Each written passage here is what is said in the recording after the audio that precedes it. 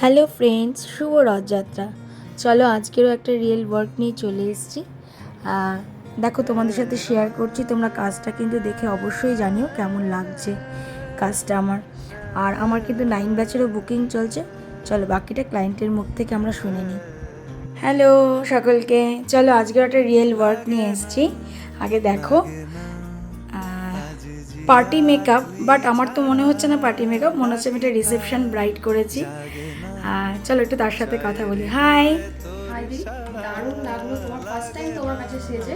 Next দিনের জন্য আগে থেকে আমি তোমাকে বুকিং করে রাখবো। মানে আমি খুব হ্যাপি, যেটা চেয়েছিলাম সেটাই পেলাম। সেটাই পেয়েছো? একদম একদম পুরো হ্যাঁ, খুশ হ্যাঁ, খুব দারুণ দারুণ দারুণ।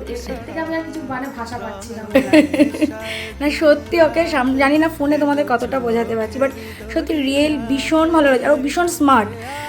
ফার্স্ট অফ হচ্ছে, মানে ও বলেই দিয়েছে, দিদি যেটা ভালো লাগবে শুধু গর্জেস করে আমাকে তুমি সাজিয়ে দাও। এটা আমরাও চাই, জানো তো।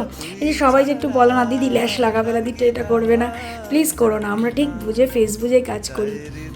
আর ও যেরকম আমার ওপর ছেড়ে দিয়েছে, সত্যি সত্যি খুব সুন্দর লাগছে ওকে সামনাসামনি।